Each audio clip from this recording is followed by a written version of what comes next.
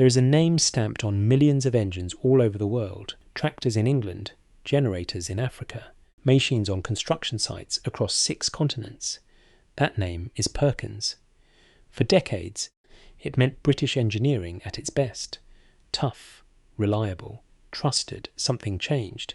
The company built by a man from Peterborough with a big idea became something very different. How did that happen? That is the story we are telling today. It started with 2 men and almost no money.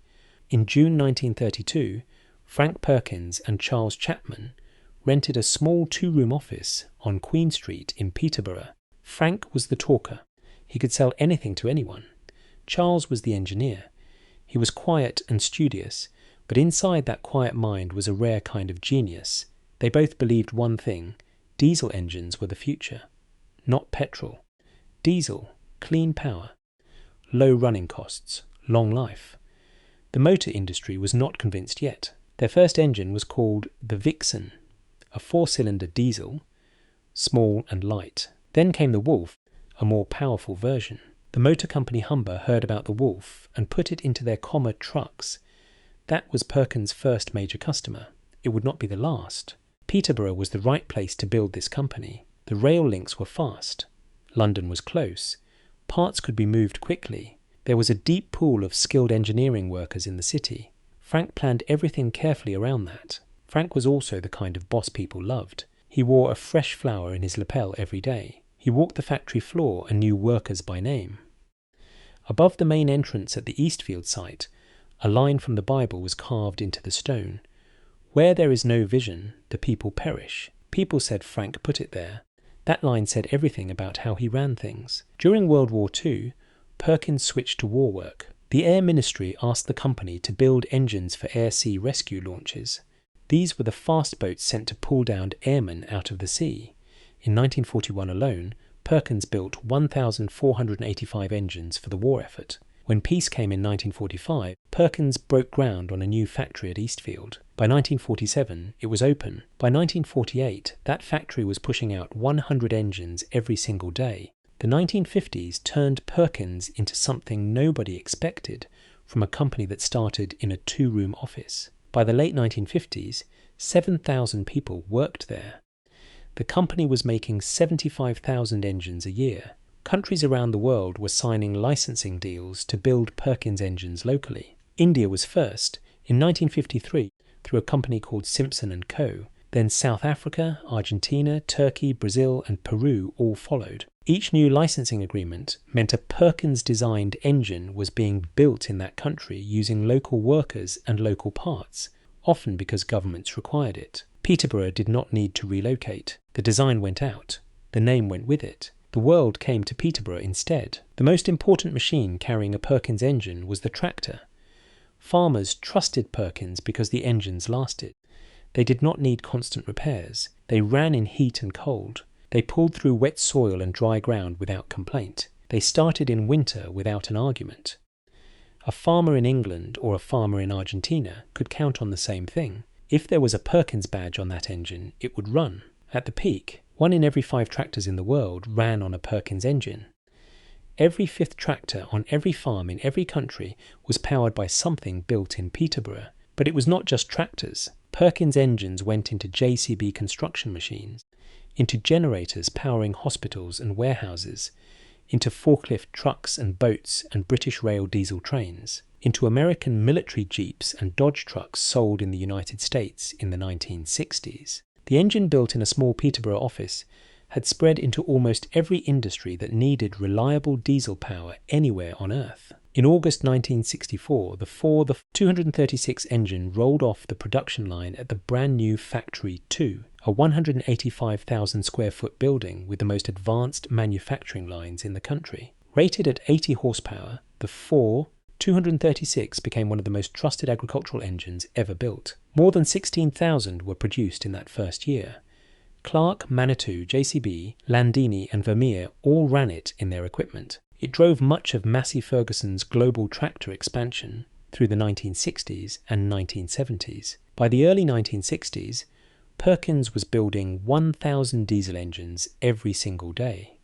They were officially the largest diesel engine manufacturer in the world, not just in Britain, in the entire world. The 6.354 engine, launched in 1961, powered trucks, buses, generators, marine vessels and rail equipment worldwide.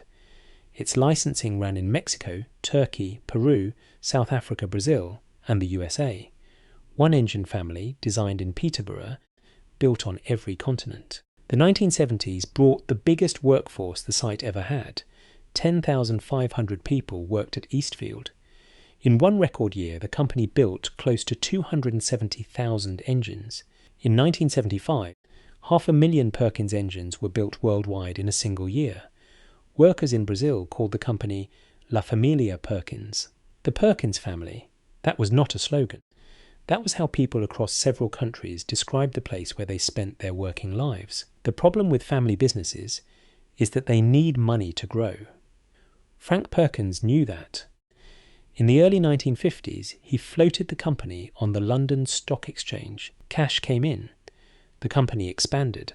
But putting shares on the open market also meant that someone else could buy them. Massey Ferguson noticed.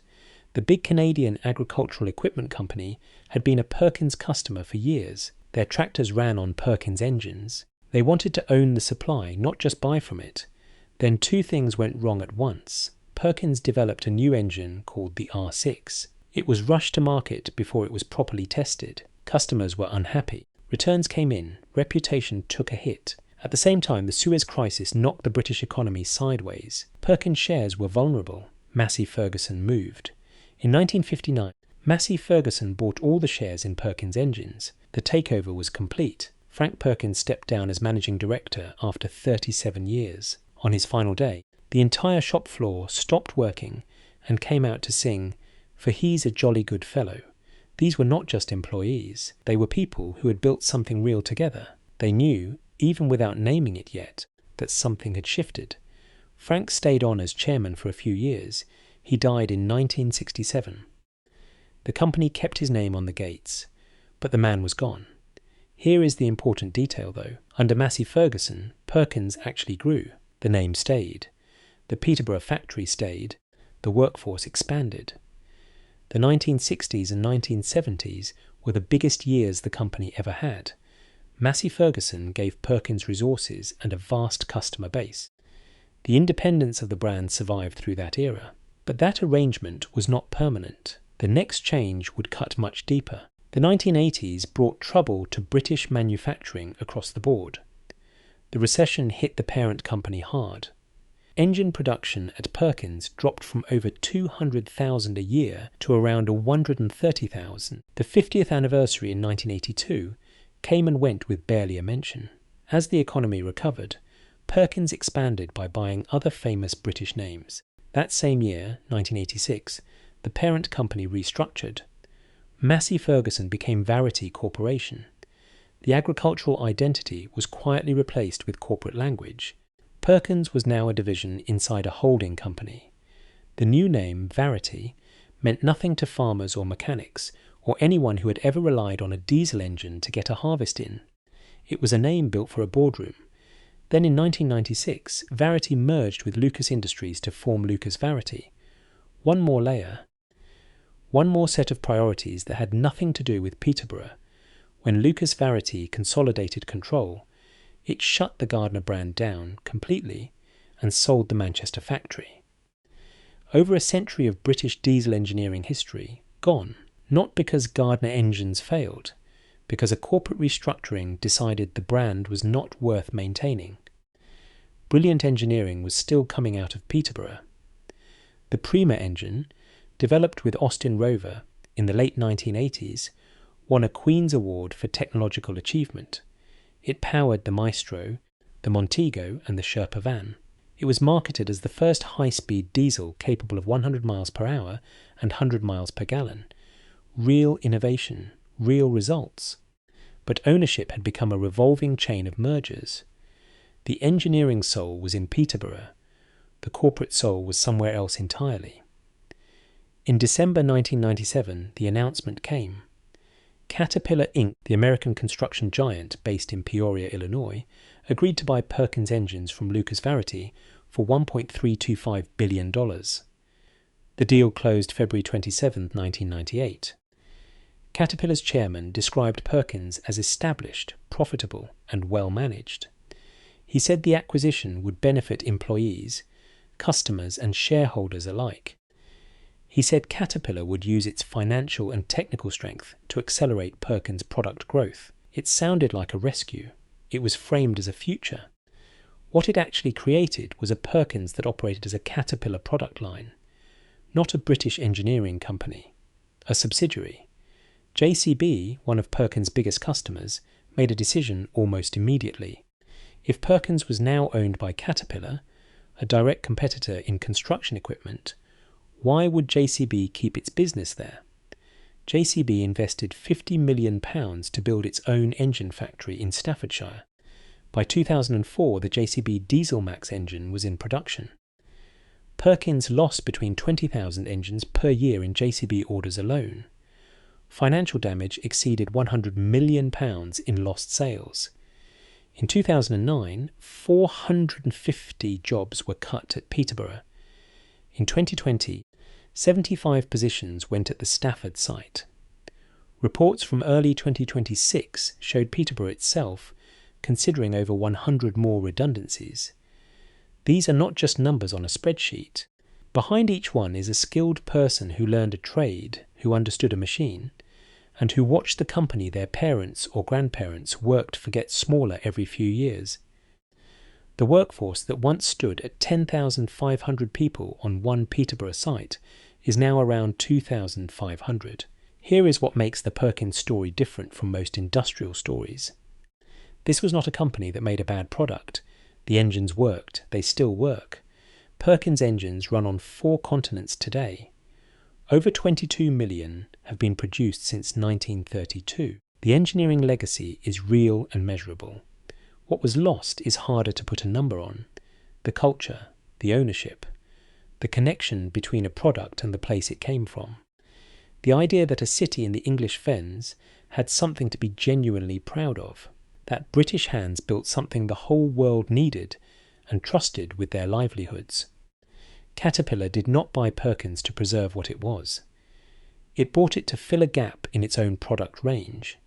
Smaller diesel engines, under 200 horsepower, that Caterpillar could not produce as competitively. Perkins was a solution to a Caterpillar problem. The engines kept the name. The decisions moved to Illinois.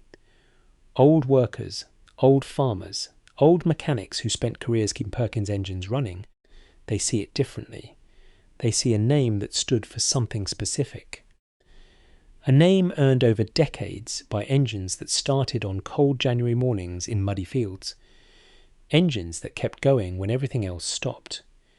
Engines built by people who cared whether they worked, not because a manual told them to, but because their name was on the building, and their neighbours worked on the line next to them. That name is still stamped on engines today. But the story behind it is a different story now. Frank Perkins started with a flower in his lapel and a Bible verse above the door. He built the world's largest diesel engine manufacturer from a 2-room office in Peterborough. The deal that was supposed to secure that legacy ended up absorbing it into a balance sheet 4,000 miles away in Illinois. Britain built a diesel legend. The world wanted it so badly that it paid $1.325 billion to own it. The people who built that legend, the workers, the engineers, the farmers who ran those engines across generations, they built something that outlasted their own control of it, and in owning it, changed it forever.